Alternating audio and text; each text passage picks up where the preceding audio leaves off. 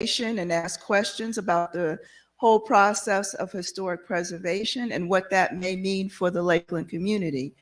With us this evening is a number of dignitaries, and I'm not going to name everyone because we're all important here this evening. But I will introduce to you Mr. Thomas Gross. He is with the county's Office of Historic Preservation, and he will be here to give us information and answer questions. So I'll ask you to take it away, Mr. Gross. Okay, thank you so much. Give me just a minute to get myself situated up. Oh, can't go that way.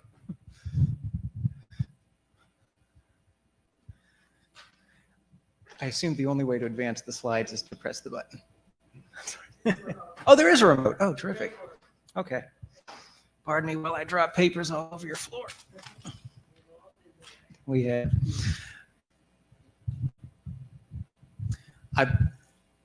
It'll be, if you go to the PowerPoint icon, it's down at the bottom. I've got it opened up, but it's just down on that. Yeah. And then if you could just full screen it.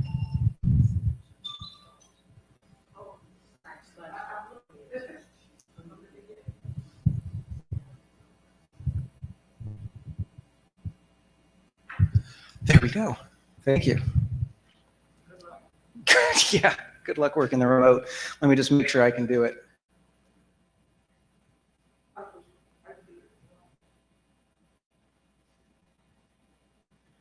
Well, which button am I supposed to? I'm sorry.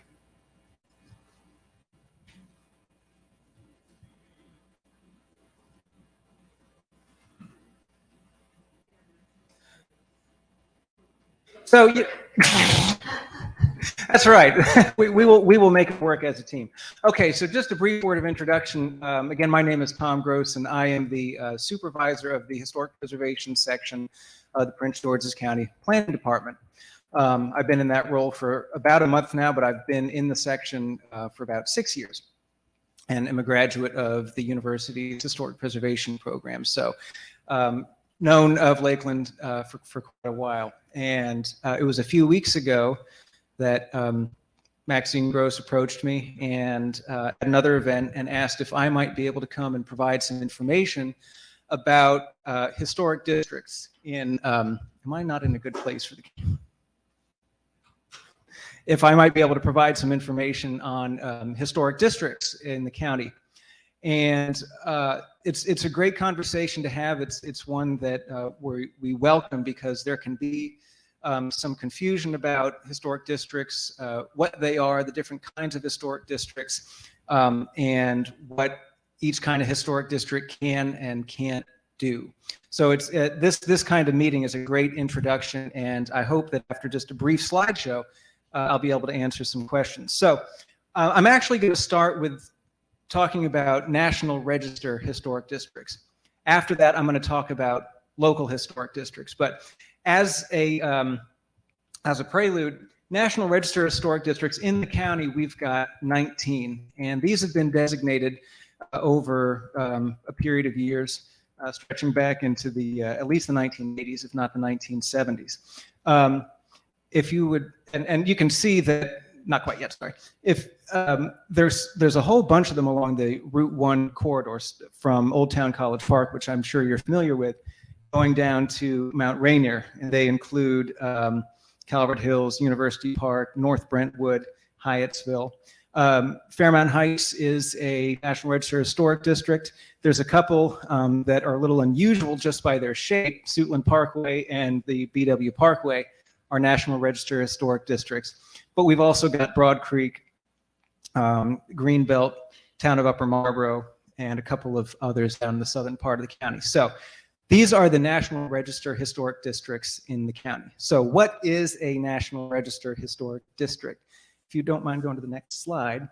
So the important thing to know about a National Register Historic District is that it is a non-regulatory designation. It is a largely honorific title to be in the National Register of Historic Places.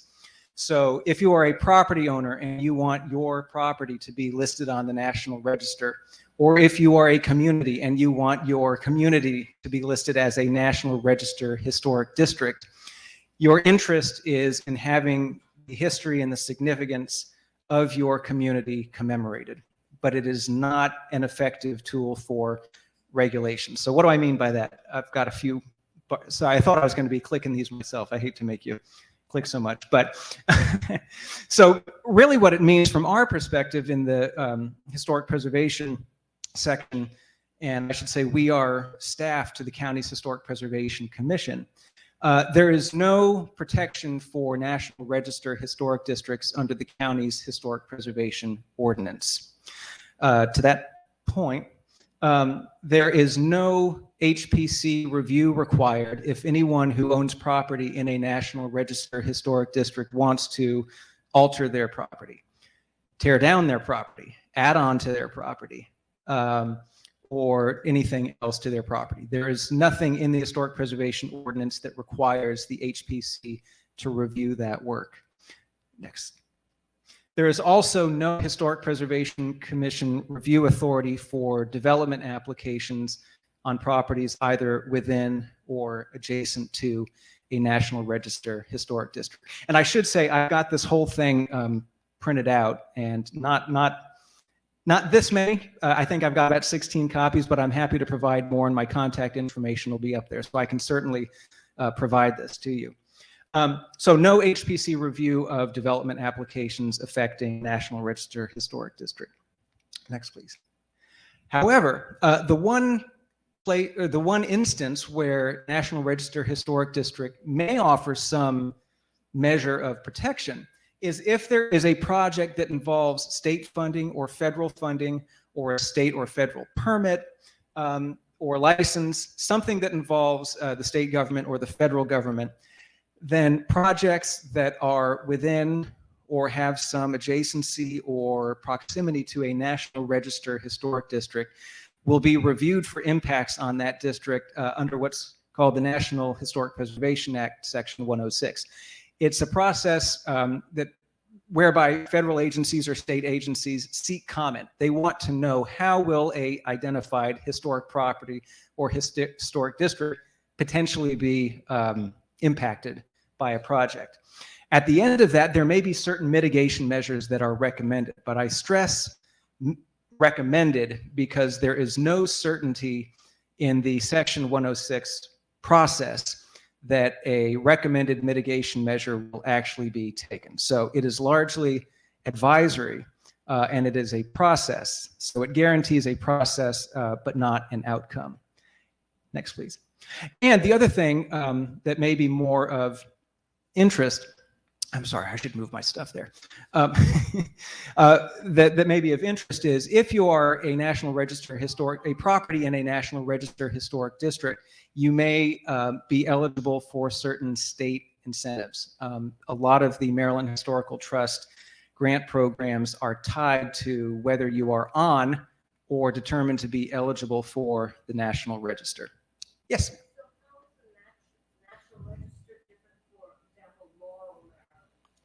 Well, Laurel is an interesting case for us because Laurel falls outside of our purview. Because when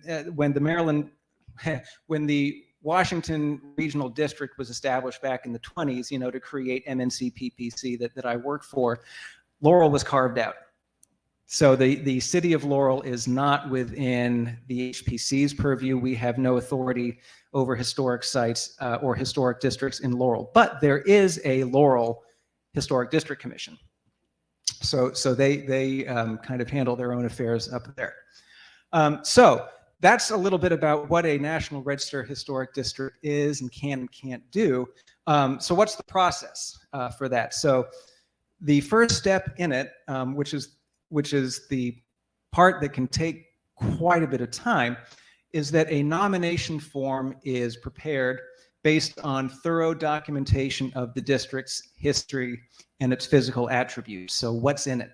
What are the buildings? What are the sites? What are the structures? What do they look like? When were they built? Everything that there is possibly to learn about a potential district should be in the nomination form. And so those are typically prepared by firms that specialize in this sort of work. And there are several firms that we have worked with over the past that prepare National Register nominations. So a nomination is prepared.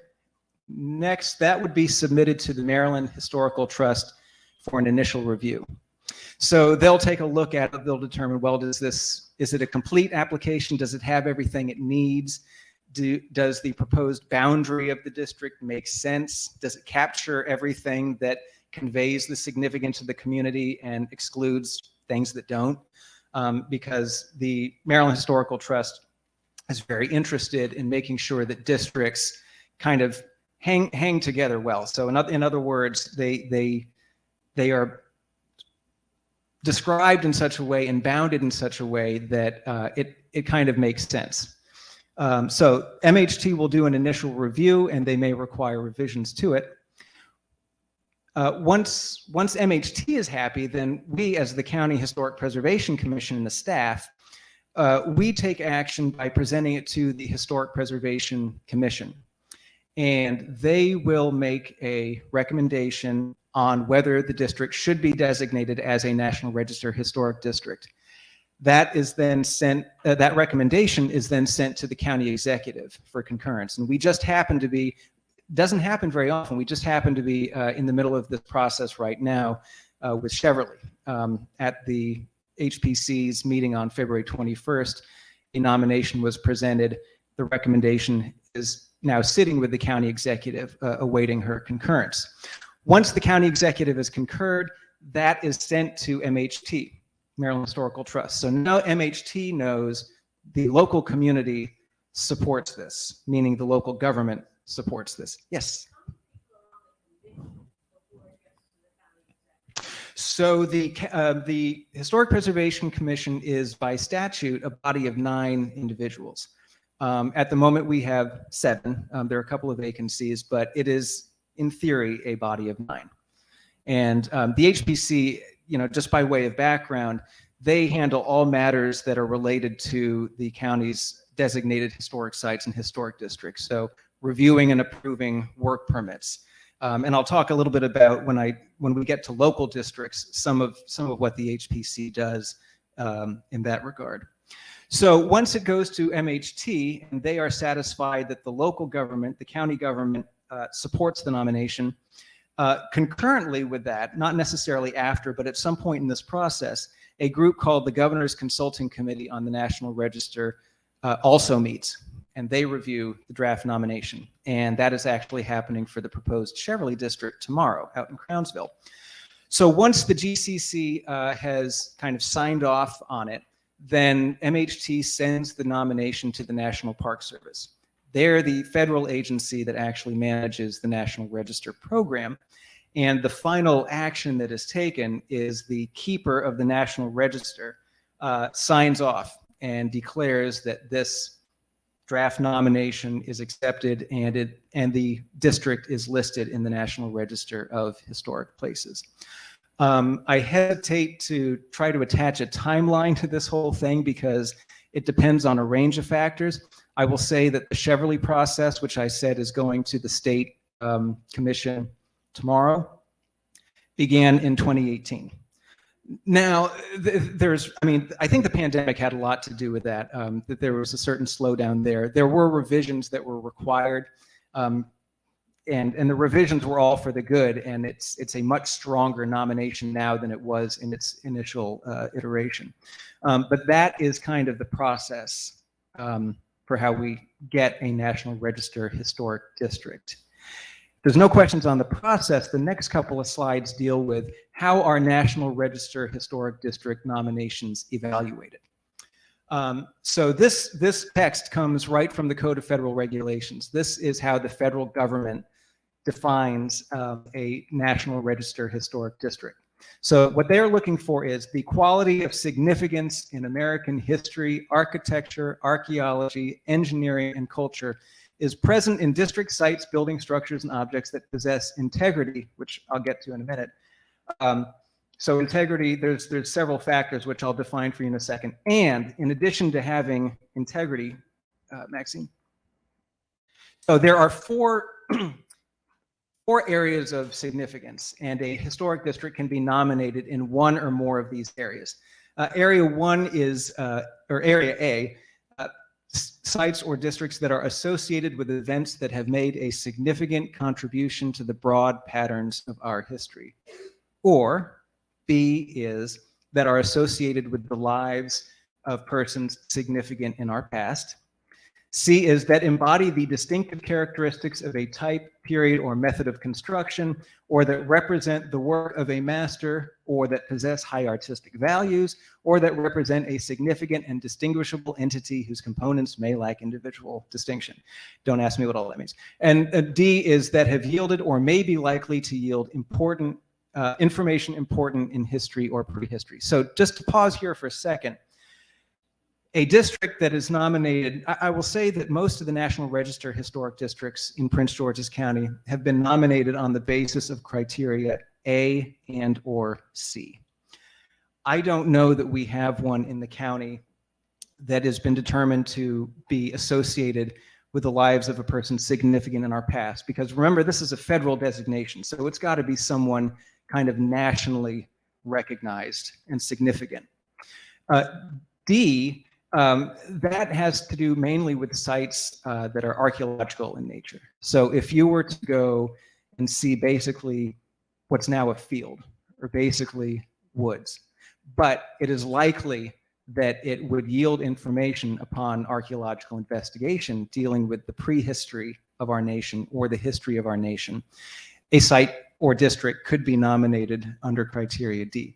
But A and C kind of have the most latitude, the most width in them, the most possibility that a district could be found to be significant, because the broad patterns of our history could apply to, for example, the immigrant experience, the African-American experience, the planning and development of suburban communities.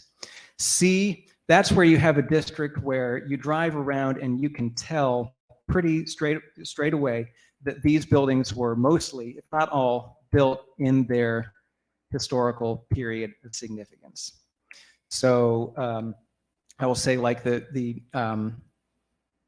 North Brentwood district was nominated under A and C.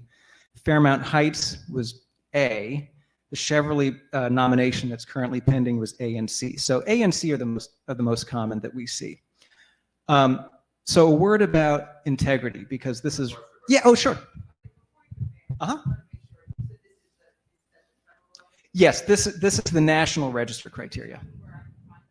Sure, because oh, yes. So it's a kind of a long CFR reference, but I will put that in the reference. Yeah, I mean, I can't remember the exact paragraph citing, but I will get that to you and email it certainly to Maxine for distribution. So if there's any questions I can't answer right away, I will make sure that Ms. Rose has the answer and she can distribute it. Going on to the integrity piece. The next slide. There we go.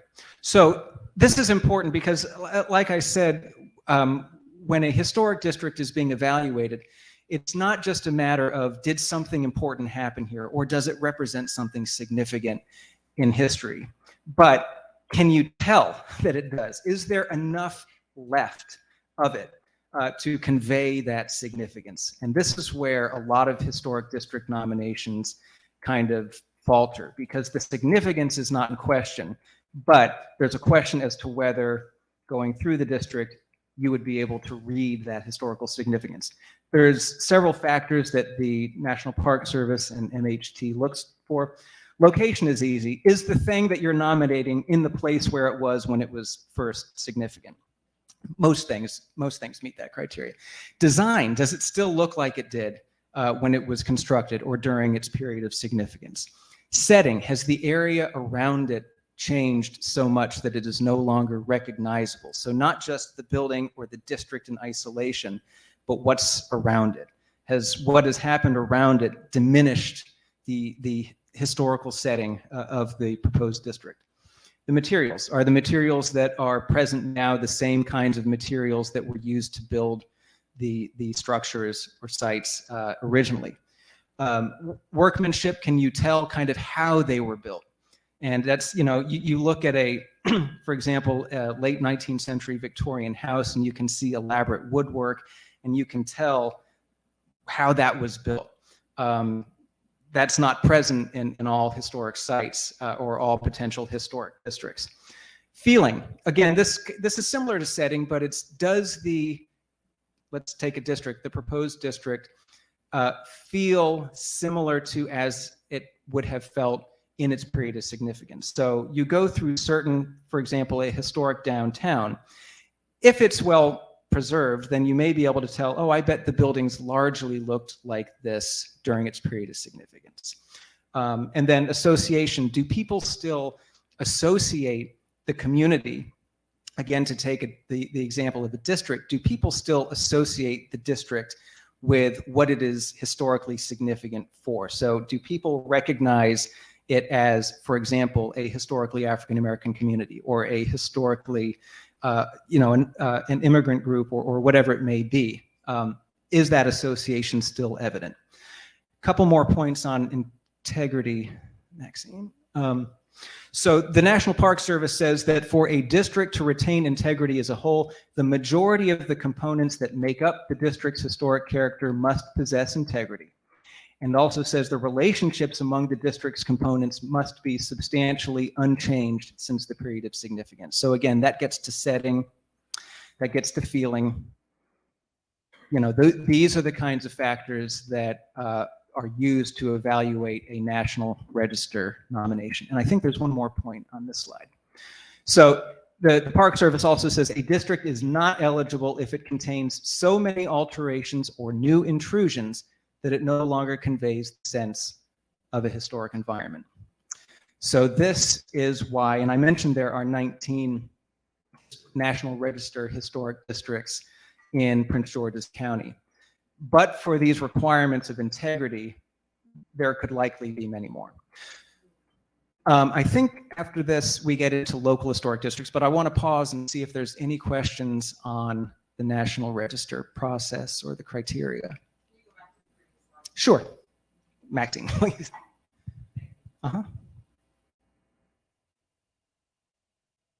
During this pause, I'm going to do what I should have done earlier. Like I said, I think I've only got about 16 because I wasn't sure. I can certainly, my email address is on here, and I've got a few cards. I will happily send this to anyone who likes it. Yes.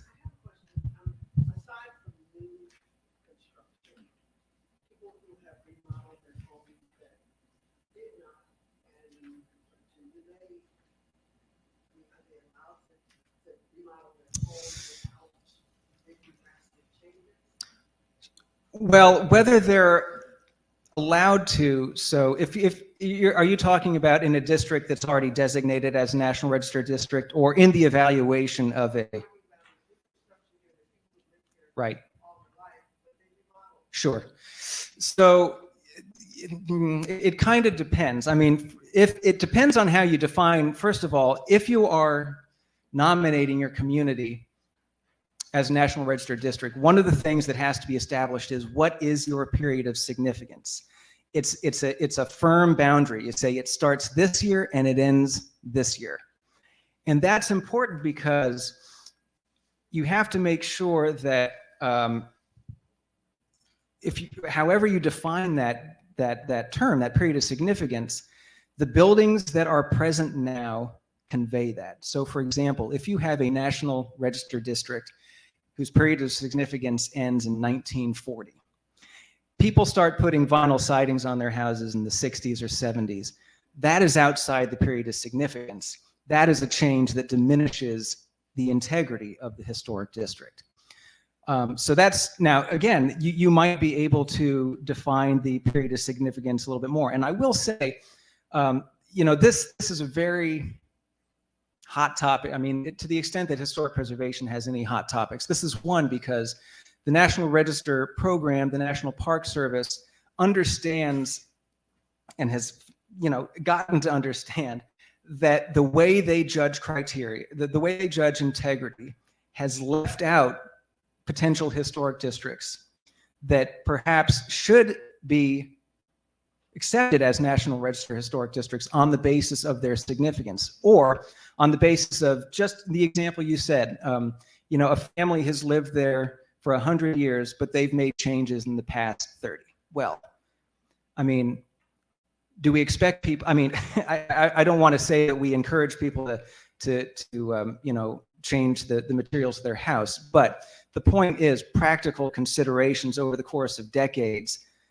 might lead you to make certain changes. And when you put those vinyl windows in, you put your vinyl siding in, you're probably not thinking, gee, I hope my son doesn't want this to be part of a National Register Historic District because this might mess that up. It's a practical thing. The National Park Service, it's a slow turning ship. And all I can say is, based on conversations I've had with people in the National Register program, they are waking up to this issue, a little bit belatedly, but they are waking up to it. Anything else on the National Register program? Yes, sir.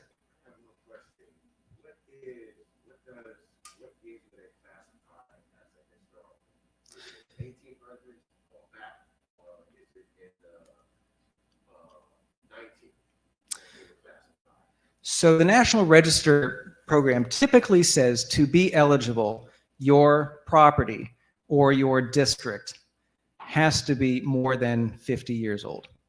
And that so-called 50-year rule used to be, it's still pretty strict. However, there are instances where they have determined that a district or a site that is more recent than that should be on the National Register. For example, if someone extremely significant in the nation's history lived in a place, 1978 instead of 1971, more than 50 years ago, there are considerations. And so, but typically they look for districts or properties that are greater than 50 years old. Yes.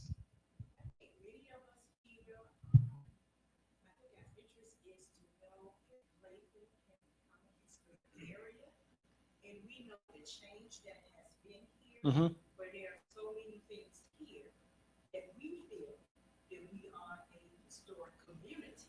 So if we have to meet all these criteria here, and you telling me that this community cannot be a historic community unless we meet all these criteria, what are they looking at to tell us that we do have monumental areas here that's very historic? And I think our concern here is to find out, where are we in this picture? Where are the community of Lakeland to become historic? Right.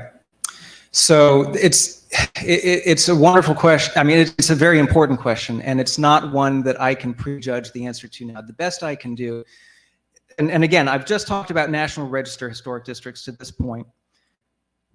I will note, and I mentioned this to Maxine when I was preparing for this. A few years ago, actually 2012, when the Purple Line Transit Study was done, I mentioned that Section 106 process before. So the MTA, Maryland Transit Authority, they did what's called a determination of eligibility for the National Register, because that's just part of the process. They have to, if they see something historic in their study area, they need to determine whether it is eligible for the National Register. The problem with those determinations of eligibility are that they're typically done to satisfy a requirement. They don't spend a lot of time doing it. They will go around and take pictures of some of the buildings in the district or in the community. They typically won't engage with the community very much. They will look at any kind of research that has been done that's easy for them to find, not necessarily things that local communities have produced. And they will make kind of a quick summary and a quick determination.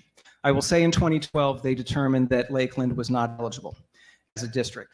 They did say that the school might be individually eligible. But as I said to Maxine, I don't I would like to think that if a actual National Register nomination was put forth by a community, that the Maryland Historical Trust would take another look. They wouldn't just go back to a 2-page document produced 11 years ago and say, well, they said it's not eligible, so we're going to come to the same conclusion. I can't read into their minds. They're a separate state agency, and they have their own processes. They certainly would look to that, but you know, I can't say that a National Register nomination for Lakeland would be unsuccessful or successful. I can only say what the criteria are, what kinds of factors they look at. But what we've encouraged other communities to do is contact, and we can help provide this introduction, contact the National Register staff at the Maryland Historical Trust and say, would you come and drive around our community, meet with us, talk with us about that. Because we can't control the state process. We certainly can't control the federal process. But I think MHT, it's incumbent upon them to at least have that engagement with communities that have an interest in their programs. So that's certainly something I'd encourage. And I was in a community not too long ago, and with a National Register staff person from MHT, and they had that look around. They did it with Cheverly. They've done it with others. So, you know, they need to see with their own eyes what's here, and they need to talk to the people who represent the community. Yes.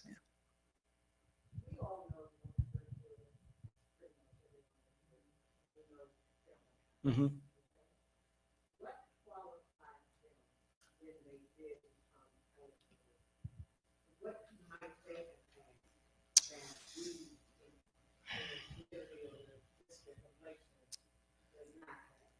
So I can only, because I wasn't in the office when those were made. I've looked at the nominations, and I think one issue is, and I mean this gets into just historical facts that can't be changed. If you go to the integrity, the setting, the location. Now Lakeland hasn't moved, but Lakeland has been visited upon by urban renewal. It's been visited upon by environmental mitigation. So it is not what it was in terms of its physical boundaries. Fairmount Heights, the subdivision of Fairmount Heights, is largely intact. Now things have changed within it, but that's one of the factors. You know, you would look at it and say it is basically the same size, shape that it was during its period of significance. You know, but part of that is what is the period of significance? Right. Urban renewal was 50 years ago. Right. So that, to me, is a period of significance. And where do you draw the boundaries of the district that you're looking at? Right. Does it go to Route 1? Mm-hmm. Does it stop at Rhode Island Avenue where the core of the community still exists? Right. I mean, there are hundreds of questions where the answer to each one can throw the balance one way or another. That's right. I mean, it makes a big it depends situation, because, you know, it depends on how you draw your boundaries. It depends on how you define your period of significance. And, you know, ultimately it depends on how receptive the people that are reviewing these nominations are to those arguments. And so, you know, I do think, like, as you say, urban renewal is a huge part. I mean, when you look at the broad patterns of our nation's history, I mean, urban renewal figures hugely in that. And, you know, a lot of it happened over 50 years ago now. So, you know, I don't know how many nominations have been put forward around the country for sites that embody that era of the nation's history. But I can only suspect that it's going to grow, because the time window is moving up. And a lot of these, you know, events that were considered the recent past are not as recent anymore. So even by the Park Service's 50-year rule, you would say, well, these events were over 50 years ago, so maybe they should be included in that. But that's you know, why I think engagement with the state is really important, because I don't have a good enough kind of reading on how much more flexible either the state or the Park Service has gotten in their thinking about these things. Yes. Percentage, I want to say, of the community that has to look like a historic community. We are looking at two churches here, our elementary school, there are a few homes here. But what percentage of the community has to look like a historic community?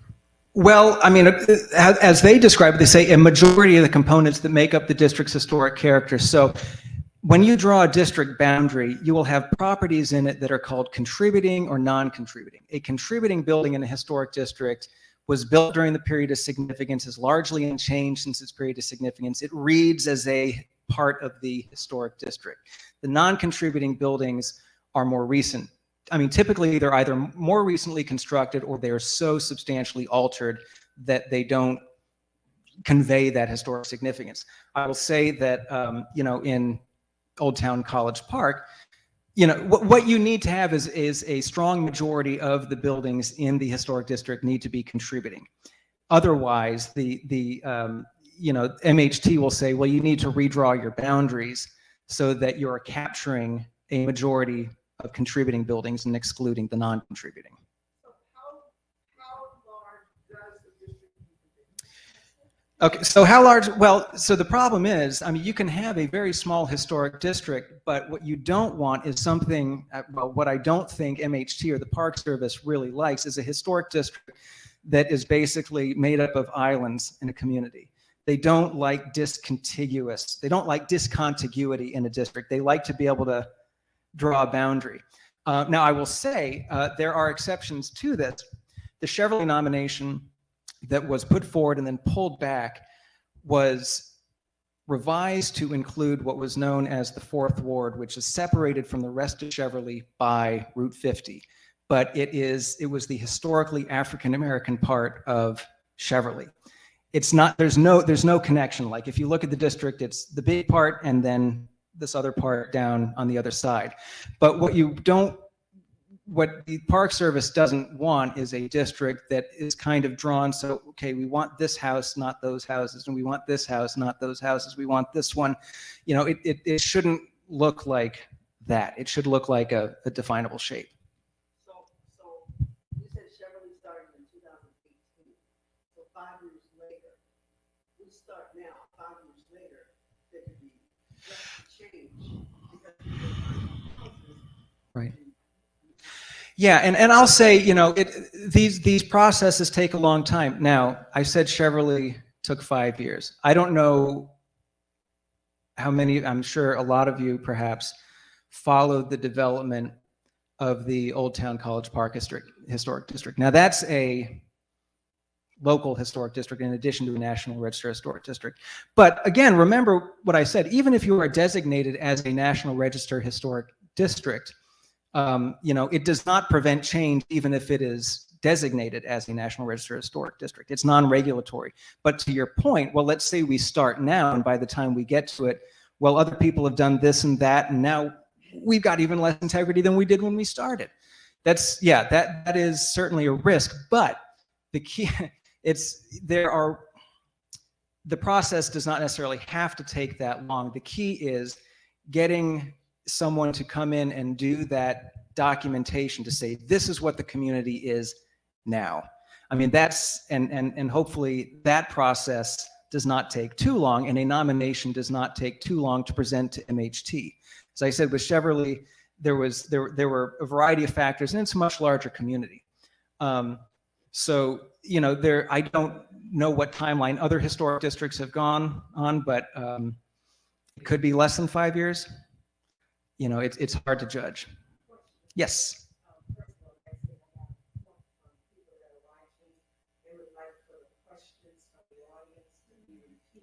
Okay, I will do that. Yeah. Secondly, I'm going back to North Carolina. I don't know anything about Old Town College Park. I don't even know where it is. Okay. What are the boundaries? Roughly speaking, it goes from, yes. Oh, so the question was, what are the boundaries of Old Town College Park Historic District? So basically from essentially a block east of Route 1. So it was drawn to not include the commercial development along Route 1 for the most part. Calvert Avenue on the south, over to the Metro line, and then up to, oh gosh, there's a couple of roads that kind of stick north. It's where the frats are is the southern boundary of that. So the fraternity houses on that loop there are not it, but just to the south where the neighborhood is. Once you nominate Mhm. a community and you are denied, do you get to go back and try again? The idea is that, yes, thank you very much. It's going to take me a few, but I will get there. The purpose of sending a nomination to the Maryland Historical Trust and having their reviewer look at it, they want a nomination to be successful. So they are going to say, your nomination is potentially deficient in these areas, and those areas should be addressed. So the idea is by the time you get to the Governor's Consulting Committee or the Historic Preservation Commission in the county, and certainly by the time you get to the National Park Service, you should have, I mean, we look at that hopefully as just being the keeper looks at it and goes, they don't even really think that much, because at that point, the local community has said they support it. The state government has said they support it. I won't say that in 100% of cases, the National Park Service follows those recommendations, but in my experience, we haven't had a National Register district or property go to the Park Service that wasn't approved. Okay. Now, there are different types of historic designation. Yes. Could you, I don't know if your presentation goes through those, Yes. or whether that information would be helpful, or. Yeah, so what I've talked about to this point is the National Register Historic District. The second half of what I've got is dealing with local historic district designation. So if we want to go to that, other direction. So for reference, I mentioned that there are 19 National Register historic districts in the county. There are 4 locally designated historic districts. Now, you might think, well, a local historic district, that's not as significant, that's not as meaningful as a National Register historic district.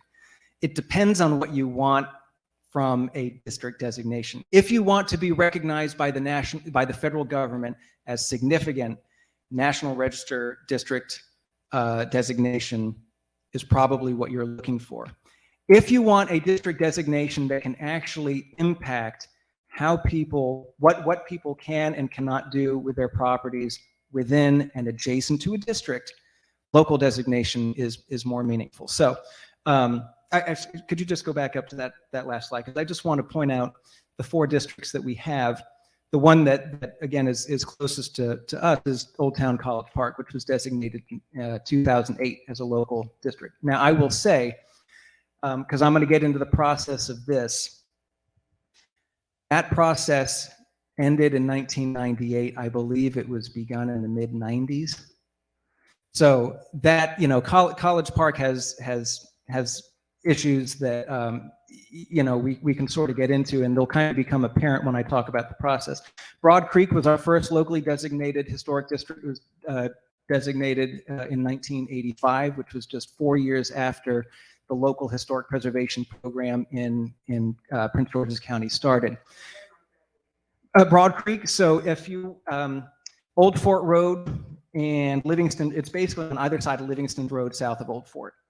St. Thomas Episcopal Church down in Croom, that's an interesting one. This is a local historic district. All of these, by the way, are also National Register historic districts, which is kind of something to keep in your back of your mind. St. Thomas Episcopal Parish, that was designated in 2010, I believe. There's only 3 properties in that local district and in the National Register district. So you talk about how big or small can a district be. It's not 3 properties, it's 3 property owners. The vestry of the church owns all but a couple of them. That made the whole process a lot simpler than it would be in a community with multiple property owners. Glendale Hospital, it's 1 property owner, it's MNC PPC. That was designated in 2014. So what is a local historic district? What can it do? What can it not do? So this district designation is regulatory. It extends the protection of the county's historic preservation ordinance over whatever properties are included in the local historic district. That includes any, so let's see, so a local historic district designation, because it is a regulatory action, must be approved by the county council following hearings by the Historic Preservation Commission, the Planning Board, and the county council. So because again, it's almost like a zoning action, there it goes through a public hearing process involving all of these bodies. If a local district is designated, what that means for the property owners who live within it, that any alterations, additions, new construction, or demolition must be reviewed and approved by the Historic Preservation Commission. So, in Old Town College Park, someone wants to replace their wood windows with vinyl windows, they have to come through us, and they don't like the answer. If someone wants to replace their front door, if someone wants to add an addition, they have to go before the HPC to apply for approval for that. So that's through our historic area work permit process. That is how the owners of property in a local historic district are most affected by this. Also, the HPC has authority to review any land use legislation or development applications affecting property within or adjacent to a locally designated historic district. So if you have a local historic district and there is a new townhouse development or a new mid-rise or high-rise condominium development or apartment building proposed adjacent to your historic district, the HPC has the right to review those plans at every step of the development process. If the property needs to be rezoned, the HPC will review that. If the property requires subdivision, the HPC will review that. The details of the project will be reviewed by the HPC. Now, the HPC has authority to review. They have authority to make comments. They do not have the authority to approve or deny development. That authority rests with the planning board and potentially the district council. But the HPC, when we review development applications as staff, we make recommendations to the HPC. The HPC then makes recommendations to the planning board. And it could say the HPC recommends approval of this project subject to the following conditions. Now, those conditions may or may not make it into the final planning board approval. It's at the discretion of the planning board. The only place where we can really require things is at a subdivision stage. If you have a large property and a developer wants to carve it into a lot of lots, the subdivision regulations actually allow us to do an archaeological or require an archaeological investigation. The other condition that is typically proposed when there's not a lot else that we can do is if a historic building, not a designated historic site, but some building that we think is historically significant is slated for demolition, will require that it be fully documented. Photographs, a full workup of its history before it's demolished. So the HPC has authority, but it is not complete authority. Historic area work permits, that bullet point above, the HPC is the deciding agency there. If the HPC says you cannot do this to your house, your recourse after that is the courts. You don't go to the district council, you don't go to the planning board. If you're not happy that the HPC says, I can't put vinyl siding on my house, or I can't put vinyl windows, or I can't replace my slate roof with asphalt shingles, if you're not happy with that, then you have to go to the courts. So the HPC is the final administrative body there. One more point, I think, here. So the main incentive why anyone would be interested in historic site or historic district designation after hearing all that, is that properties within a local historic district may be eligible for county preservation tax credits and the historic property grant program. The grant program I could fill an entire evening talking about that. We have staff that manage that program. And I can answer some questions about it. The preservation tax credit is our most widely used incentive. So if you are a property in a historic district and you want to repair your historic wood windows, the cost of that could be offset through a credit on your county property taxes. And there's actually not a lot that is not eligible for the county tax credit. If you want to upgrade your HVAC system, those costs may be eligible for the tax credit. Now, if you want to put new granite countertops in your kitchen? No. But if you're doing things that actually help support the preservation of the structure or, its usability, most of that work is eligible for the tax credit. So that last bullet point is kind of the main incentives associated with local historic designation. Yes.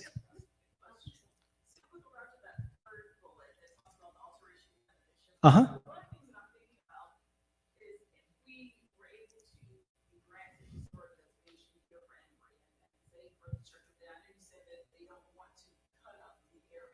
Right. So if right next door there is a developer-owned building, right? University of Maryland students there, Mm-hmm. they're going to be building perhaps, and it's not conducive to the historic district designation. Right. How problematic is that for our situation, essentially? Well, so, and just to repeat the question, so if I understand correctly, if you've got a historic district that, has, for example, a lot where something could be built, new construction is one of those things that has to be approved. So just to give an example, if you've driven around Old Town College Park, there's one street, Howard Lane, which didn't really exist about 15 years ago, but it was subdivided and there is a row of new houses in there. All of those new houses were reviewed by the Historic Preservation Commission for compatibility with the historic district. So anything, if this were a local historic district, and if that lot across the street was also in the historic district, any new construction would have to be approved by the HPC. If it was adjacent to the historic district, it would not be.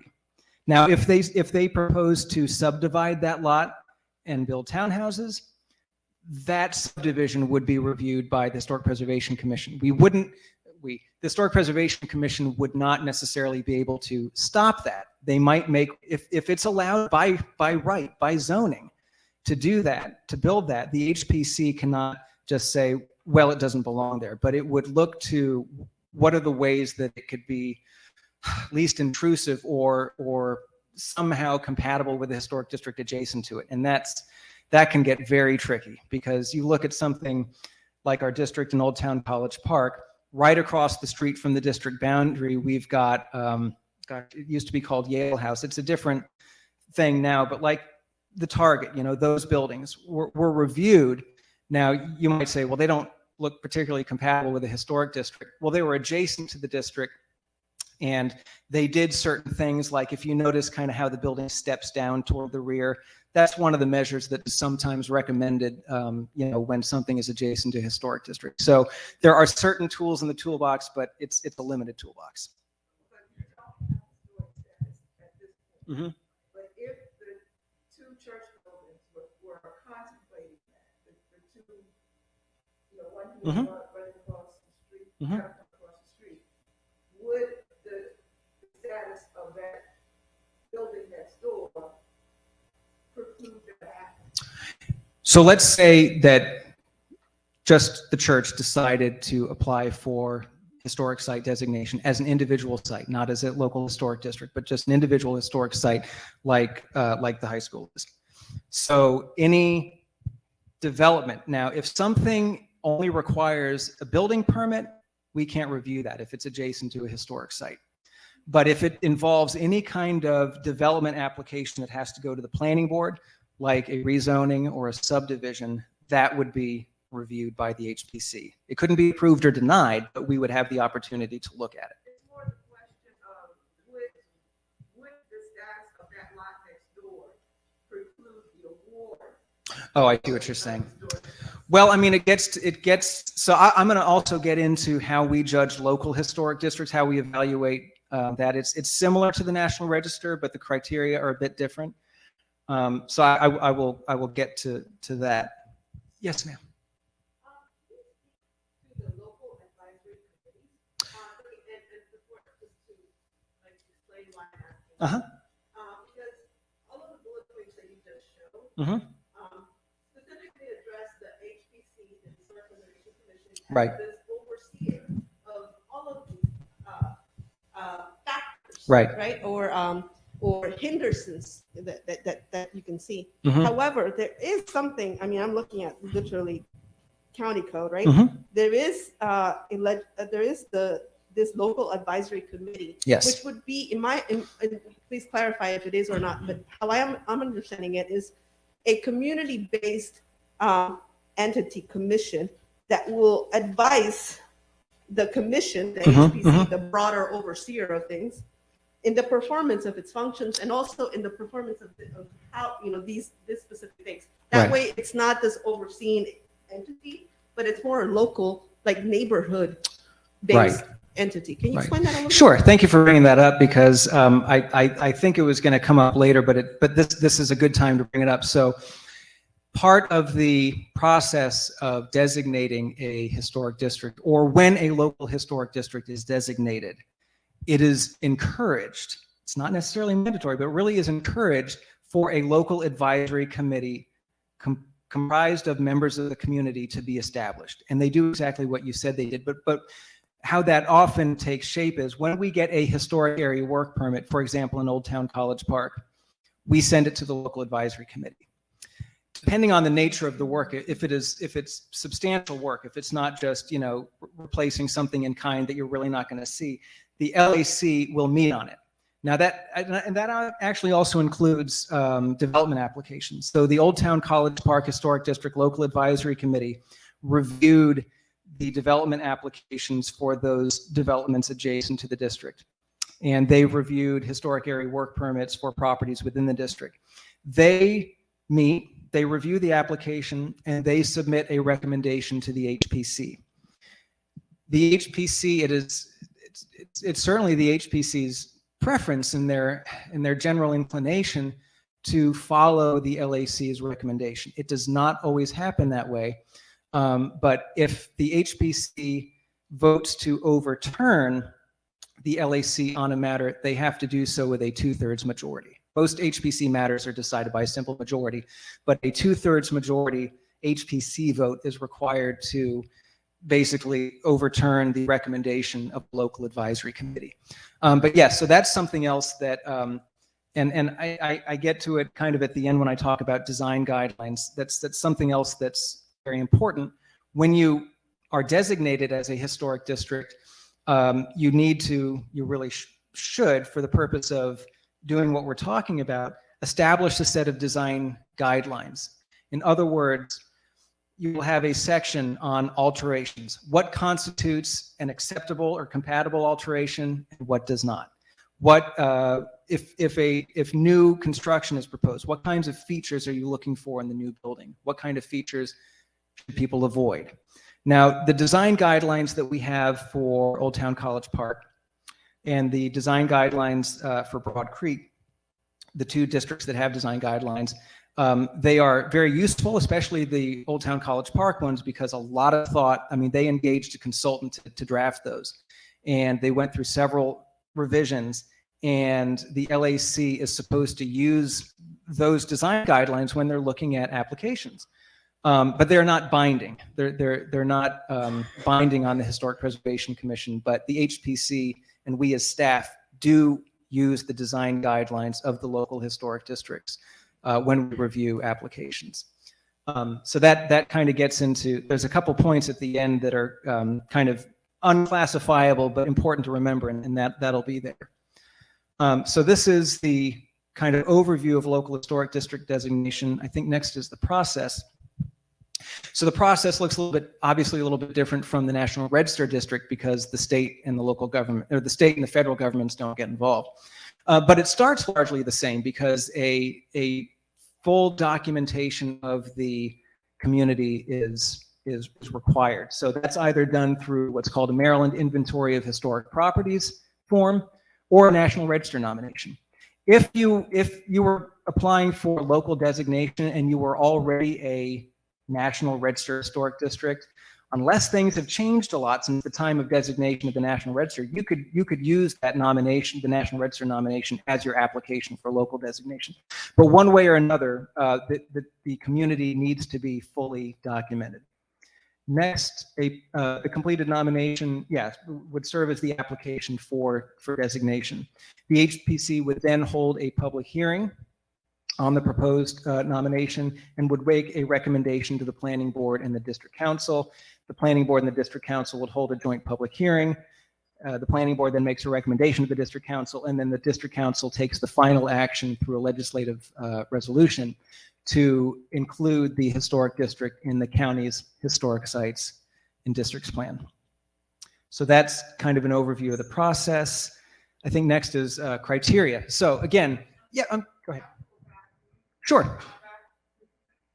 So again, fully document the community. That's your application. The HPC, and this is, I should say, skipping, and I'll get to this at the end. This is kind of how the process is laid out, in the subtitle, and you would find this in section 29-120.01. That I have committed to memory because it's our local.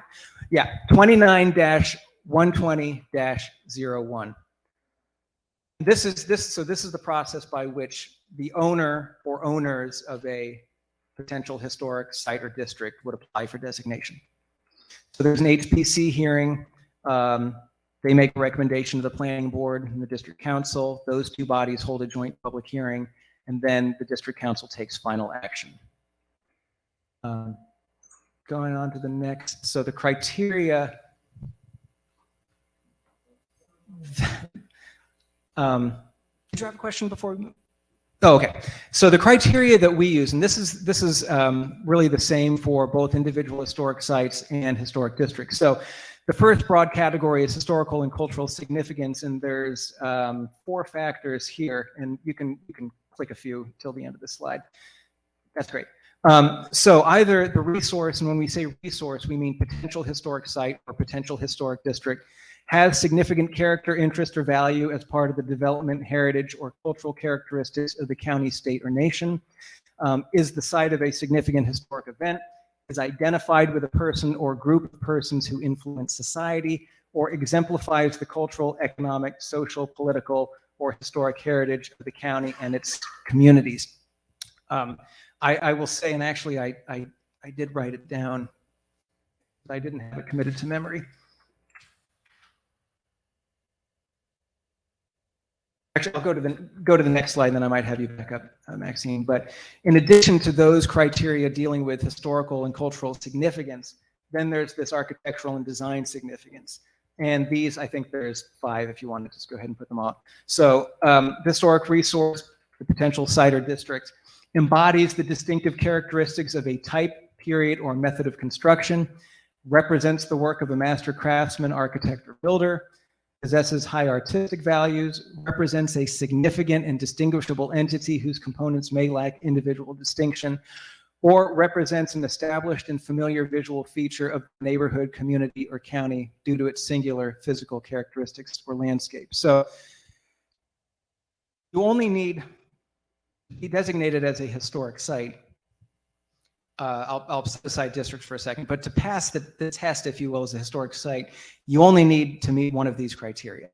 And you can imagine there's a lot of properties that do, but there's the HPC has a policy. The one criteria that you can't cite in isolation is number 5, which is just because it's been there for a long time and people know it, that in itself is not enough. You've got to have something else. You have to, and if you go back, actually, Maxine, to the previous slide, just to give you an example, there we go. So let's see, Old Town College Park. It was designated on the basis of 1A4 here, so exemplifying the cultural, economic, social, political, or historic heritage of the county and its communities. And if you go to the next, this number 1 embodies the distinctive characteristics of a type, period, or method of construction. And I want to say the period of significance for Old Town College Park, there's actually 2.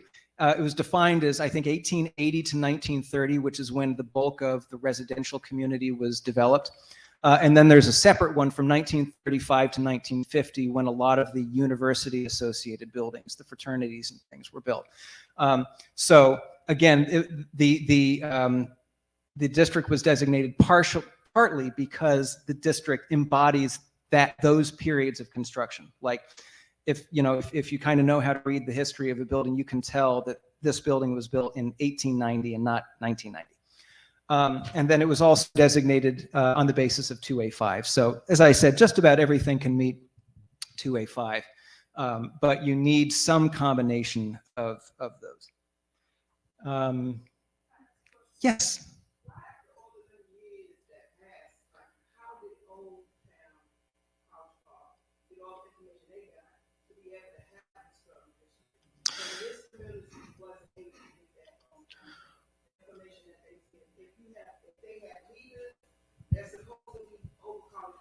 Right.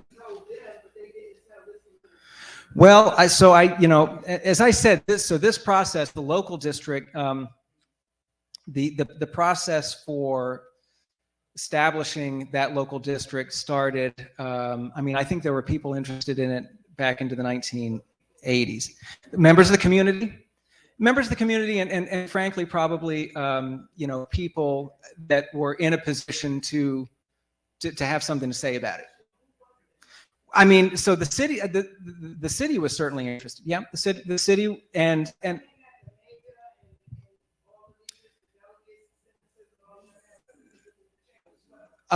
well, I mean, yeah, I think they probably would have.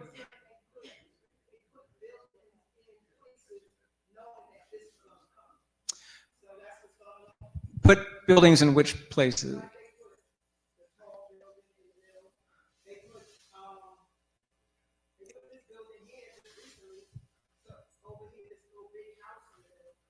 Well, I think, and correct, yeah, correct me if I'm wrong, but like I believe that most of that construction, I mean, when did that largely took place? 60s, 70s. That like the not the big, but I'm talking about, yeah. Okay, so I mean, it was partly that. I mean, and again, we're talking about just immutable historical facts that you know, just have to be acknowledged. There was an overall interest among people in the community. Well, there was people in the community.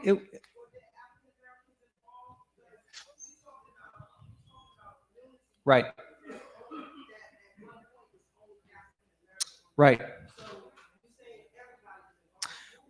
Well, when I say everybody, I mean there was a critical mass of support within the community, and a lot of the people that we deal with in College Park have been there for decades, and so they worked with their local leaders, their city leaders, and it was actually the coordination between the people within the community who were interested and the city government was pretty strong.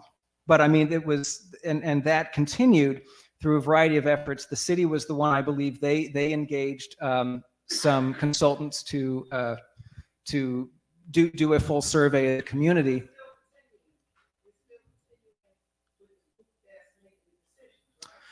Well, I mean, we're talking about 20 or 30 years ago, so I don't know how many of the same people that were in the, you know, city hall then were necessarily. I mean, there's new elected leaders now that should be engaged with, and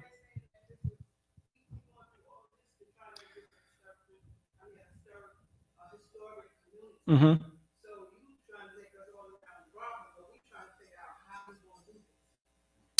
Well, it involves, as I said, people like the people that are interested in coming and hearing a presentation about historic districts. First of all, coalescing yourselves. And the point I'm going to get to is, but I'll just raise it now. When you apply for historic district designation, you have to provide evidence, verifiable evidence, that a majority of the property owners in the district support it. So the HPC requires that, because it'll just create a lot of headaches if you try to regulate a bunch of people that don't want to be regulated. So that's why, you know, the local community and the community is much better positioned to do this than people with the county. You need to talk to your neighbors in the proposed district. Is this something you all want? And if you do, are you able to sign some? Because you can bring all the national leaders you want, but you've got to talk to your neighbors, the people that live here and the people that don't live here but own houses in, yeah, and then talk to,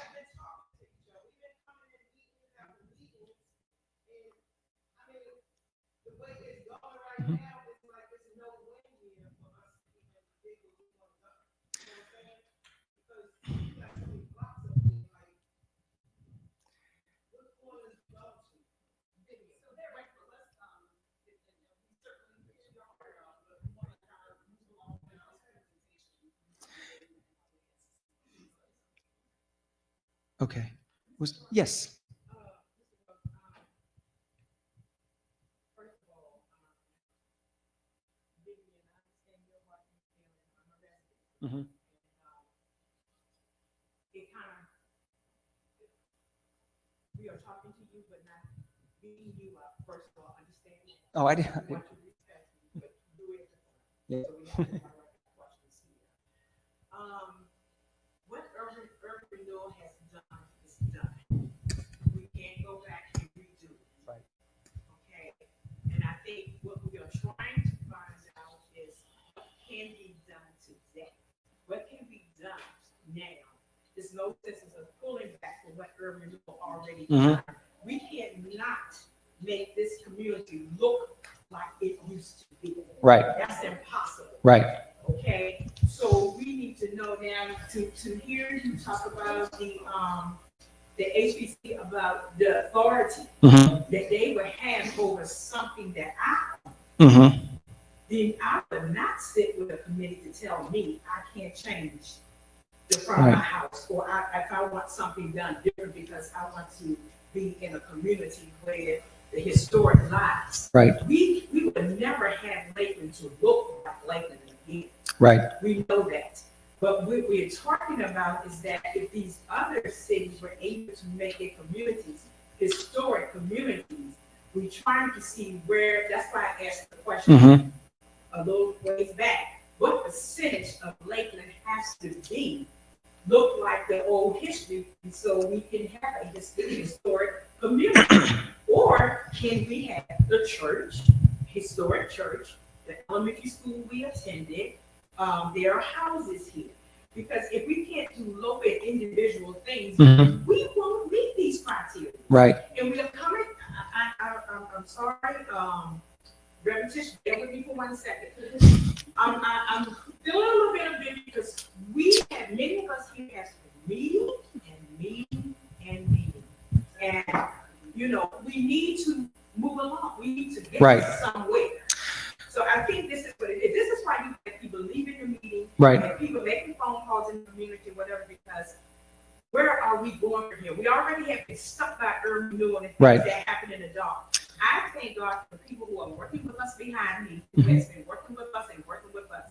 And now we need to, we're coming here and we're hearing what we can do, what we can't do, and who's going to have the power and authority of us to tell us what our homes can look like, this and that. We don't want to get trapped into something like that again. Exactly. And that is why I'm telling you all of this. Because if you accept the protections and the regulations that affect someone else in a historic district, you have to be ready to accept it for your own property.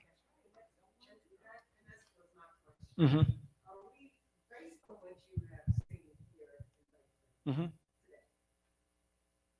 would we just about right now forget about making the town of Lakeland historic designation and selecting like this church and that church and this church? Right.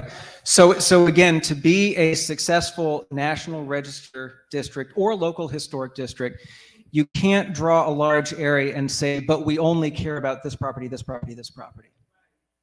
You can, now there's nothing stopping the owners of this property from submitting a request for historic evaluation tomorrow for this property, or for the church across the street, or for any owner of a historic building. But again, you do that, I hope, with the knowledge that, yes, you are giving yourselves protection, but you are restricting your ability in how you use your property. I mean, that's kind of the trade-off. If you're not interested in that, and you're interested in the commemorative aspect and having the recognition of being a historic community, the National Register district, that's why there's 19 of them and only 4 of the local historic districts.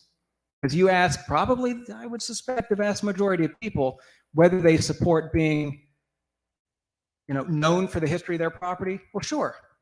Do you want the HPC to tell you what windows you can and can't install? No. You get one with one type of designation, you get something else with local designation. But if you ask the people in College Park that supported the nomination of the local historic district there, they'd say they absolutely think it was worthwhile because they do have a voice in regulating how change develops in and adjacent to their community. Now, the people that are most supportive of it are the people that live in the big historic houses, and they are, I say they're usually willing to do the right preservation thing with their property. But an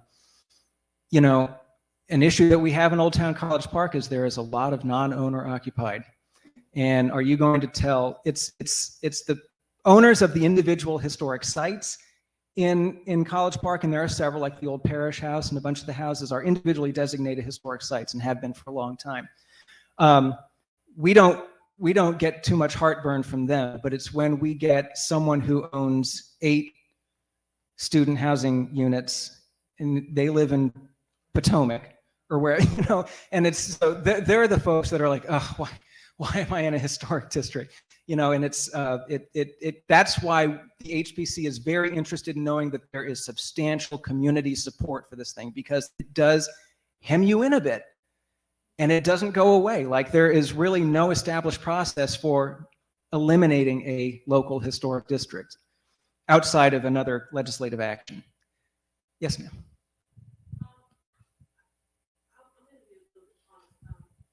feel like you're not necessarily answering the question of boundaries. Mm-hmm. This question of percentages. I also feel like you're not necessarily explaining the specific thing that I had asked about before, the LAC, right?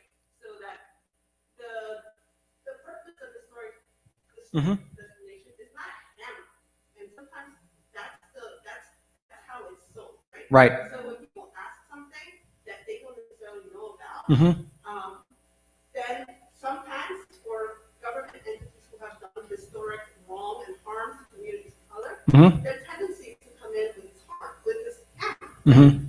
So we want to make sure that you are being very honest in your answers, because it's not necessarily a percentage that is being talked about. It's specifically a boundary. And who gets to determine that boundary is exactly the community. Right. As they're building it out. So can you please expand on that, and also make sure that whenever you mention this HPC entity that is going to come and hammer down on what you build and what you don't build, it's not done in this tunnel vision world, Right. In which these commissioners are also elected officials, right? And now we live in a world much different than the 1980s, the 1960s, where social media can actually play a big impact on how their decisions are going to impact specifically long, hard communities of color. Right. So there's a responsibility on your end to make sure that you offer balanced information. Got it. As part of the plan. Sure. So can you speak to the boundaries, how that is determined, and one last thing? The Old Town College Park, I just looked it up, started off as a local historic district. In 2012, they became a national register. Correct. Right? So that was the process that they went through. Correct. Right? It's not whether you take and choose, oh, well, if you don't want to do local, then you can do national, and then go back, right?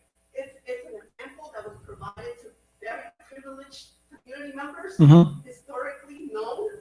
So it's important to offer the balanced historical analysis, and also balanced information, so that you're not scaring people. Right. I got that. Yeah, no. I take that on board, to be sure, because we are not in the business. We don't like to think we're in the business of telling people how they can and can't use their properties. We support a community's efforts or a property owner's efforts to recognize the history of their property or district, including through a nomination to the local historic district. If you were to submit a nomination for local historic district designation, we as staff, the HPC, would do everything in our power to make that a successful nomination, because we are in the business of preserving history, not letting it fall away even more than it has, and especially in a community like this. But if I'm being a little bit honest, I mean, my response is it's because I don't also want to come here and say that it will solve, if you come to this issue thinking I have, or the community has a problem, and I think this is a solution or this is a solution, I just want to be very clear-eyed with anyone that I talk to, anyone that asks about this. And in fact, there is a requirement. If someone applies for historic district or historic site designation, there's a tick box on the form that says, I have read through the relevant regulations and policies, only because we want people to be historic site owners or historic district owners that support that. If you support that, we will do everything that we can to support that, because we believe in it. And aside from believing in it, we have a statute that we have to implement, the county's historic preservation ordinance. So if I'm being a little bit forthright in saying this is what it could mean, I just want anyone who comes to this to have the full picture. There are incentives, there are benefits, and we are proud of those. We have the only historic property, just about the only historic property grant program with a county council appropriation in the country. And if you are a local historic district, properties in that district are potentially eligible for that grant program. The same with the tax incentives. There are many good things that can happen, but I have to also just share with you the other side of it, which is to say that this is, in terms of a local district designation, a regulatory action. And so just like if you were accepting new zoning on your property or accepting an easement on your property, you no longer have sole discretion in your usage of the property. But I'm not trying to say that that won't be worth it to you if what you're looking for is something that this program provides. To the question about boundaries, the reason that I can't really answer it is because, you know, I could say very superficially, based on driving around the neighborhood and based on looking at it, if I knew nothing else about what was on the map before me, I would say that the remaining residential streets, this sort of little triangle, would constitute a logical boundary for a historic district, because you are excluding what has happened to the west of it, you know, and closer to Route 1, and you're excluding what unfortunately has been lost on the other side of the railroad tracks. So that is kind of a very superficial, like if I was just flying over and said, well, it kind of looks like that, because I know that Lakeland, the subdivision, originally was this has all been lost, this has all been lost, this area remains. So the question is, if that's what you're focusing on, once you've defined when was our community significant, and I mean, communities are continue to be significant, but for the purpose of this designation, you have to set some kind of boundary. So say it's from 1900 to 1950 or 1960 or 1970, whatever it is. Are a majority of the buildings, and a majority is just over half. That's really what that Park Service is looking for. Are a majority of the buildings in there representative of that time frame? That's how you begin to get at what is an appropriate boundary. If you find that you've got, if you say, well, I thought it should be this, but most of the houses on this side of that street on the edge were actually built in the 70s or 80s. So we're gonna contract it and just include one side of the street. Through that process is how you determine what an appropriate boundary is. Yes.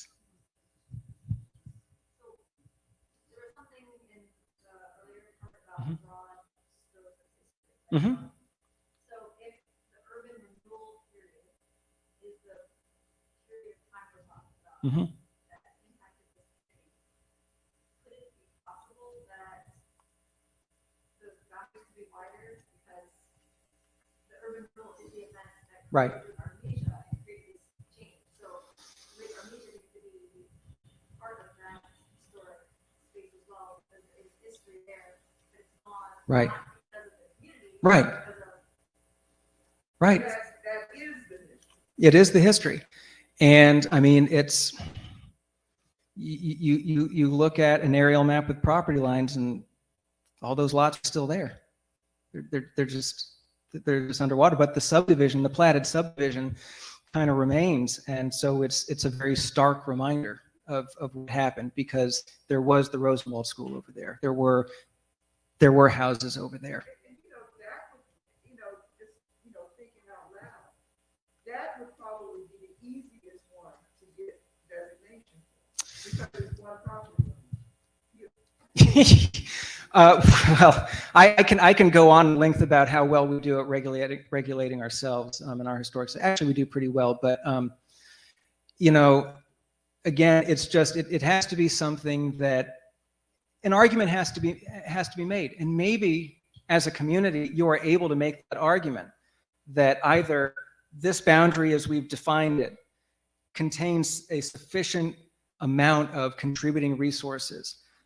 Someone from the outside looking, well, I don't know, I'm not sure, but partly it's the act of documenting your property and making your case, and that applies particularly with the local designation, because you're just basically dealing with us, the planning board, your local elected leaders. I don't know how well the persuasion campaign works when you're talking about National Register historic districts.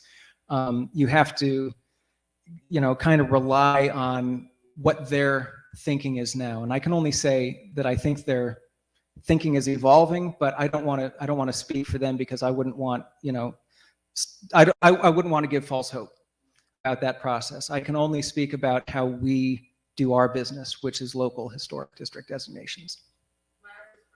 Sure. You all just had a community conversation on the Lakeland City Association, where your county councilman and it's pretty powerful and stated agreements with Lakeland. So I will go back to that recording and bring that forward as you all are talking about your application. So just for clarity's sake, in order to have a particular site, so since we're sitting in this building, let's talk about that. If this congregation chose to pursue either local or national standards, is that possible without the neighborhood being designated as historic? Oh yes, an individual property can be, you could come to us and say, I want to be a historic site, and it doesn't matter what the person on this side of you or this side of you thinks. It is your right to apply for individual designation as a historic site. As National Register Historic District or a National Register Historic Property, you could do that as well. So no, it does not. It's when you talk about districts that majority support of the community really comes into play, and what your neighbors think. So one way to pursue this would be for individual property owners to make decisions on their own property. And if over time there was a critical mass, then a district standing could be pursued. I mean, just as one way of going about it. Looking at it very kind of superficially, I think you're right. As an example, I mean, the local district in St. Thomas Episcopal Parish in the southern part of the county, most of the properties in that district were already individually designated historic sites. So it was not a big leap to get to a local historic district. In Old Town College Park, you had several of the older houses that were designated as individual historic sites in the old parish hall. It was more of a lift there because you had so many property owners that were not as invested in it. So if you had, if someone came to, take Fairmount Heights, that is not a local historic district, but it has quite a few individually designated historic sites in it. Same with North Brentwood. Same with any number of communities, in the county. there's absolutely nothing stopping someone. Now, they would have to meet the same criteria that I've talked about in terms of significance and integrity, but it's certainly one way. If you yourself represent a property that is interested in this, you know, that process is available to you.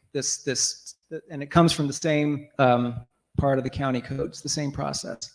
Would you have to be the owners of the property? Yes. Because we are a national church.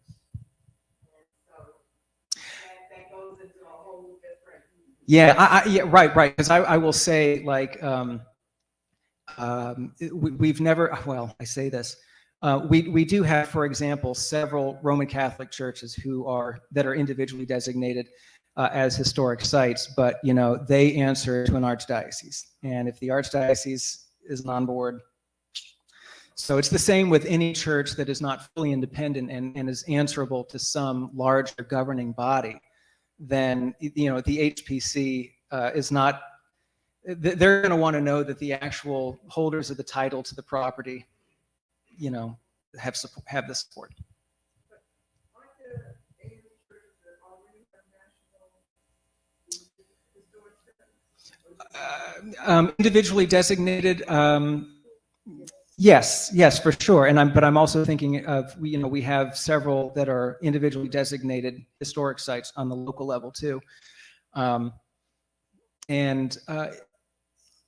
So that option is available to you on an individual property owner basis. Yes, ma'am.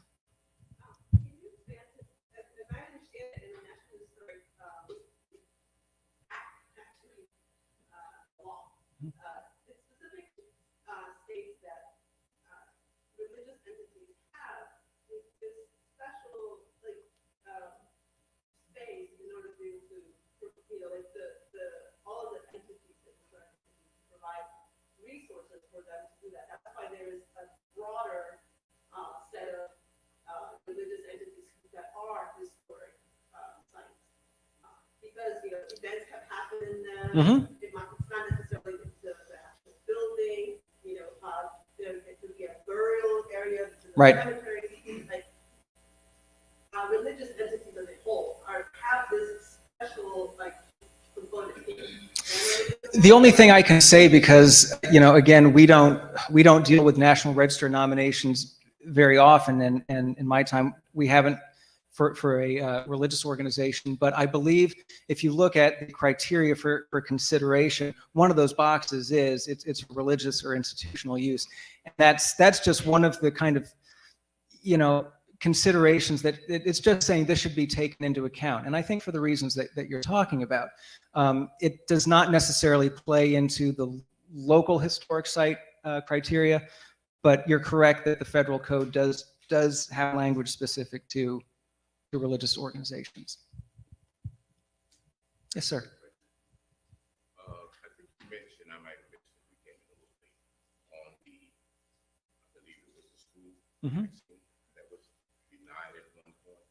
It wasn't denied. No, they said they suggested, but it did meet the criteria that they would have to take action. They suggested that the school, the Lakeland school, could be individually eligible for the National Register. So again, their determination in 2012 was, as a community, it was not eligible, but that school, if the research and the documentation on it could be expanded, that it could be found eligible individually for the National Register. And again, it is already a county designated historic site.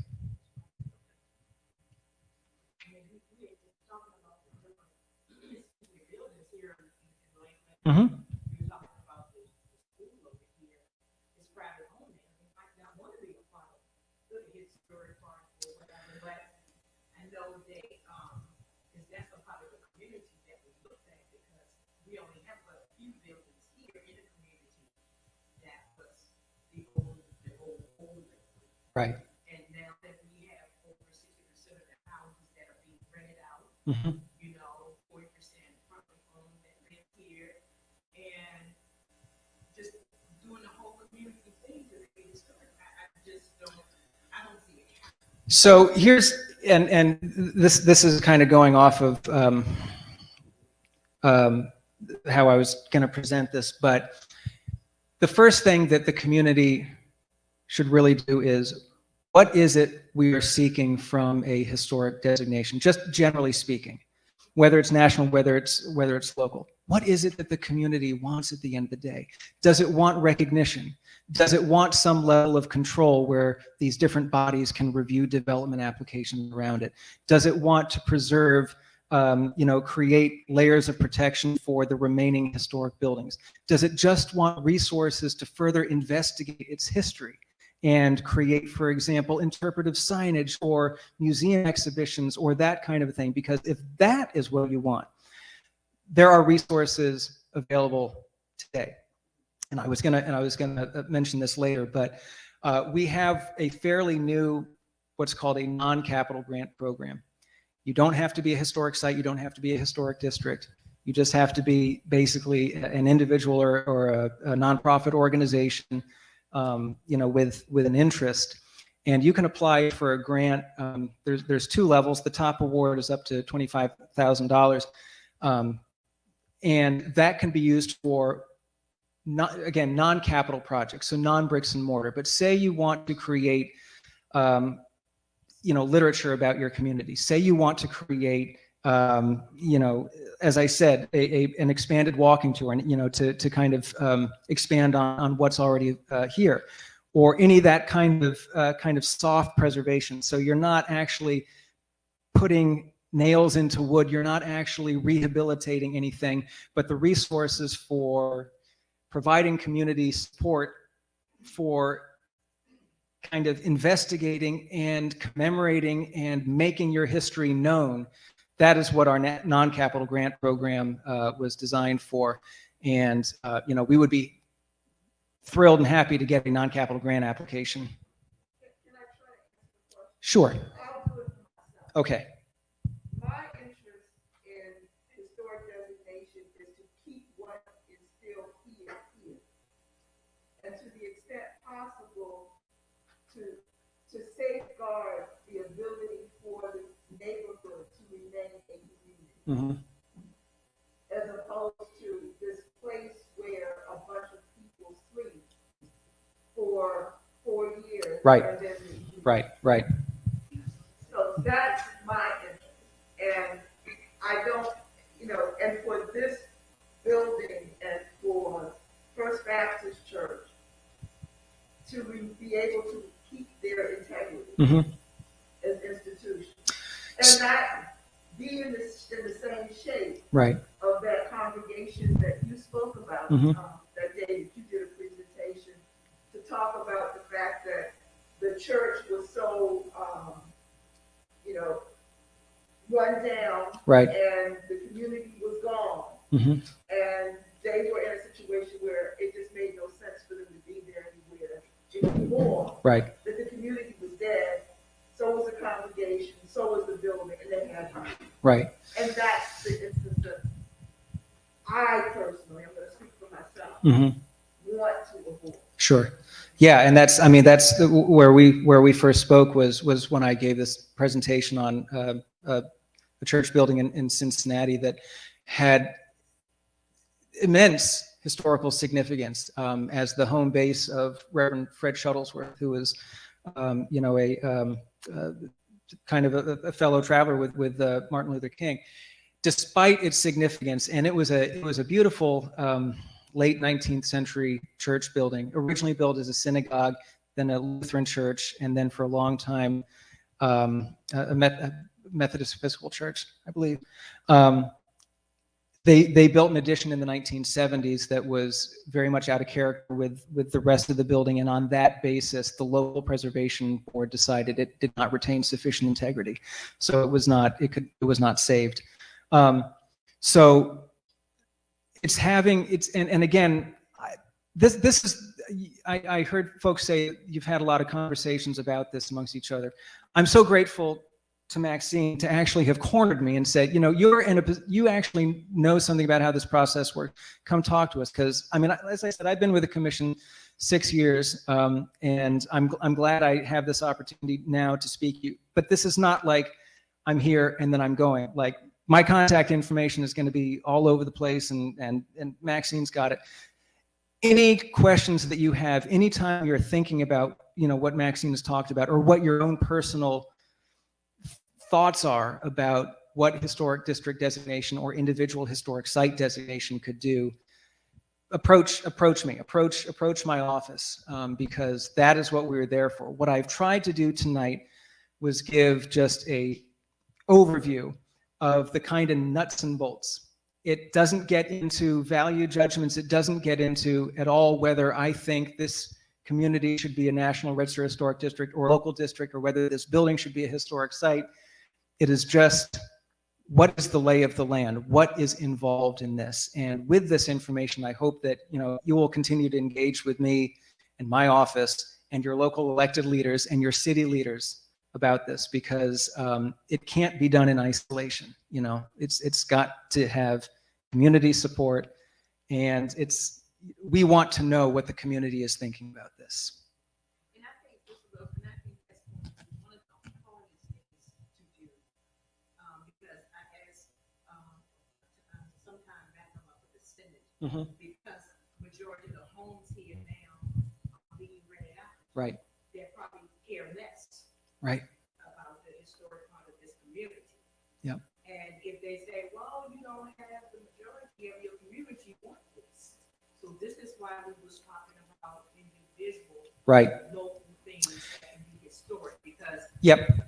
if I'm renting a home here, the landlord doesn't live here. It's rented Right. for your people that comes in and out. Yep. And say, hey, I don't have no pictures of that.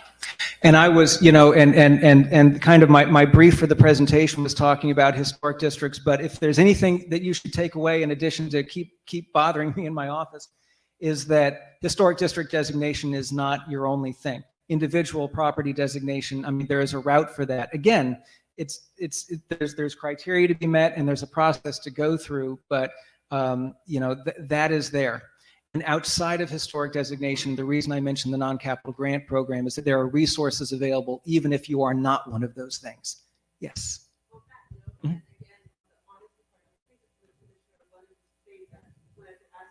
Mhm.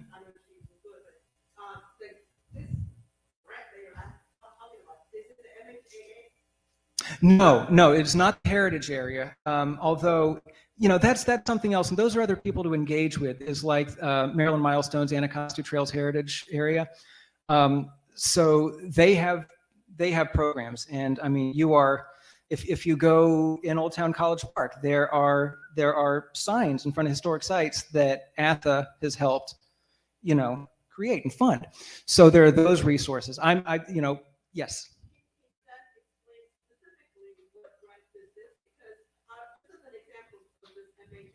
Mm-hmm. It's nothing tangible. It's very much things that are very, like you mentioned, a flat here. Right. Very soft.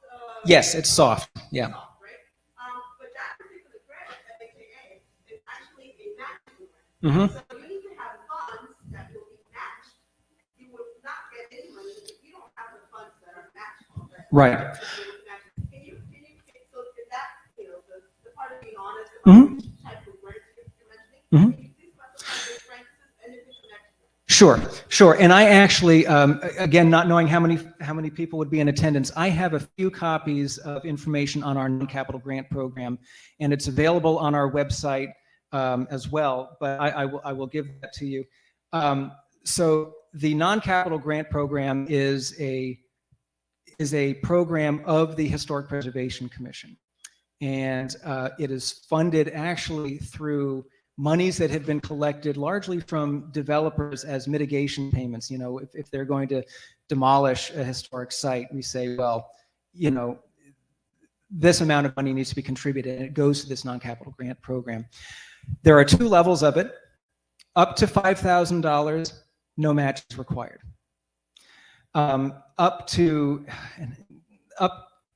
Any dollar past that, up to $25,000, a match is required. I don't want to speak out of turn, but please make sure that you have one of these. And again, this is also available on our website. Any amount over $5,000 requires a 50% match. So, you know, if your grant is $5,002, then you owe $1 because it's any of the amount that's over the 5,000. And I'm trying to give you, like I said, it's a fairly new program. We've had, I believe, under 10 applications come through. ATHA has actually been an awardee of a couple of national non-capital grants to study the expansion of their boundary. The Old Greenbelt Theater received an award to do some new exhibits in their space. So it can, those are the types of things. Again, as you say, it's soft. It's not anything that is being rebuilt, rehabilitated, repaired. But there's a lot more information, and be happy to answer more questions about that. Mm-hmm. With designation of particular sites, be it local or national, is there any safeguard to the surroundings of those sites or no? And if so, you know, what does that entail? An individually designated historic property, like, is there? Okay. So as I said, let's say that A.M.E. A.M.E. was designated, this property was designated as a historic site. There's nothing stopping somebody from building basically whatever they can build by right across the street on that lot if all they need is a building permit. Should they need a subdivision approved, that would be reviewed. Again, the HPC can't approve it or deny it, but they have the opportunity to review it. So it's only if a development application is submitted, you know, for planning department review, that we get a look at it. But if someone just can build what they want to build by just applying for a county building permit from DPI, we can't review that just based on its adjacency to a historic site. So it's adjacency, not impact. Correct. Because I mean, and you know, if you have a 10-story building 5 blocks away, it's not adjacent, but it's impactful, right? I mean, right. And again, the HPC's review authority is limited to properties that are adjacent. Now, yeah, that's typically when an application comes in, we look for, is it adjacent or is it not adjacent? And if it's not, then the code, the historic preservation ordinance, and the zoning ordinance and the subdivision ordinance don't really give the HPC authority to review it, as much as we might sometimes want to. So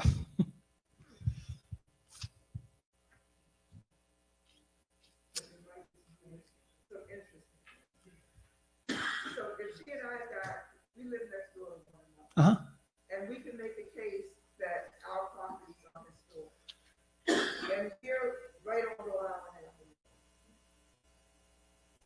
And so adjacent to that would be the area, you know, right where the transition would be between the conservation area and the area that we grow. If there is a Impacted by urban renewal. if there is a point of adjacency between your property line and the developing property, whether it's 150 feet, whether it's 60 feet, 30 feet. Technically, if you can say that this property is adjacent to a historic site, the HPC has authority to review. Again, not approve or deny, but the authority to review and make comments and recommendations. So theoretically, if certain sites were designated as historic in key areas, so like I said, that adjacent to that transition between the urban renewal, most affected area, and then the more traditional community, that might provide some barrier to stop development beyond that point, or to curb in some way development beyond that point. If you were along Rhode Island Avenue and these more recent urban renewal era developments were across the street from you, essentially, if the owner of that property decided, well, I'm tired of, or I think that there's more money to be made in a redevelopment of this property, then those development plans, again, if it involves some subdivision of the land or some rezoning, which a lot of things do, then the HPC has the right to review it. But if the HPC can't tell that person what to do if they're not a historic site. But what I'm trying to kind of process is that even if the whole community can't receive designation for all of these, and I don't think that really, you know, if the national site doesn't require a approval from the landowner, Mm-hmm. that still might be a reasonable option for the other reasons you talk about. But as far as the redevelopment concerns go, Mm-hmm. even individual site designation may provide some types of safeguards, or not necessarily safeguards, but Review authority for the HPC, right? Yeah, of some changes. right. If I mean, if Like it, if, you know, if Mr. But The answer is yes, correct? the answer is yes, there is. Right. So yeah, if I'm saying if you are adjacent to a property that is proposed for development, yes, ma'am. What's missing is the explanation of the subdivision. So I'm gonna go ahead and explain it, and you tell me if I'm correct or wrong. Okay. Right? Yeah. Just to make it a little bit more palatable so that everybody can understand. Sure. So in this entire area of Lakeland, Mhm. community, all the way up to Baltimore Avenue, you see a lot of large lots, parcels, right? The trend in the last 20 years has been to densify, to make more density. Right. And when you make more density, is you use a big lot and subdivide it so that you can have thinner, taller buildings. So that a big property owner, whether it's in a residential area, Mhm. which what we've seen in that building that's right there, that's really horrendous, Mm-hmm. they're trying to sell it or rent it out into smaller multifamily units or small multiple units, not multifamily, multiple units. One way they can do it is they can do what they did, which is just basically, we're gonna rent it out. Or they could make it into small townhouses, Right. right? Each of them, at that point, when they're making it into smaller townhouses, maybe 3 or 4 townhouses in one big lot, that's a subdivision. A subdivision. It could be a subdivision or it could not. So a subdivision involves, at the end of the subdivision process, you've got lot lines that weren't there before. If someone is just deciding to turn their apartment condo into, or apartment complex into condominiums, you've still just got one parcel. So the subdivision process results in the division of a lot. So for example, if someone wanted to raise that building, demolish that building, and build new townhouses that would be on individually owned lots, that would require subdivision. So that's, and subdivision sometimes, you know, can happen for very odd reasons. Someone may need a subdivision just to comply with some arcane county like right-of-way regulation. But whatever the reason for the subdivision is, the HPC, if it comes to us, has a right to review it. Tom, I'm getting a message saying that we have tired you out. Oh, no. That's okay. No, that's okay. Because like, you know, the thing is, when I was asked by Maxine to come talk about it, I thought, it is such a huge topic, it's going to be hard to cram it into one evening. And that's why I'm saying I wanted to give kind of as much information as I could in response to the specific request I had, which was talk about historic districts. And it's a lot, and it's more than you can fit into an evening with any real depth, with any real, you know, conversation and engagement. So that's why, you know, I want everyone to have the information that I brought with me. I want everyone to have, you know, my contact information, because the conversation has to continue. I mean, if there's to be any movement on this at an individual property level, at a community level, you know, this just bringing me here was I think, you know, very valuable for me, because I knew what Maxine thought about this issue. I didn't know what everyone else thought about it. And still with all of you here, I don't know what everyone else thinks about it, but it's given me so much more information that's useful for us and good context for us. But no, I mean, I'm happy to, I'm going to miss kids' bedtime at home anyway, so I'm happy to answer questions. Yes. Sure.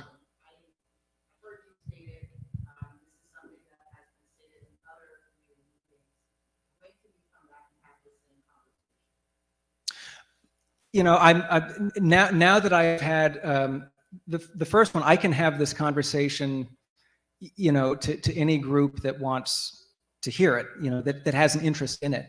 And you know, just as it happened, I will say that it has been in the 6 years that I've worked in the commission, this is the first time a community has asked, you know, our office. Now, maybe someone else in my office has, but in the past month, I've had 2 requests. I'm going to speak to another community in a couple of weeks, Glenwood Park. So, I mean, we're a resource, and we come to speak to the community when the community wants information from us.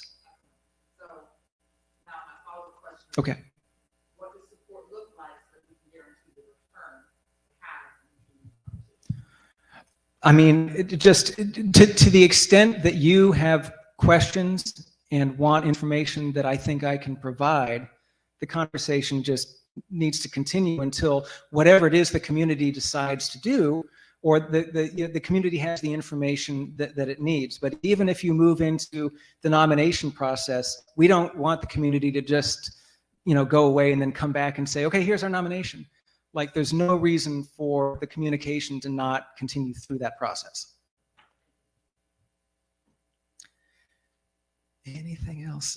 There were a few slides, but I feel like I've talked about just about everything. If you want to just quickly, yeah, I think we talked about this. Yeah, the map, the boundary, supported by a majority of the property owners, coordinate with the city, design guidelines, getting to your question about the local advisory committee.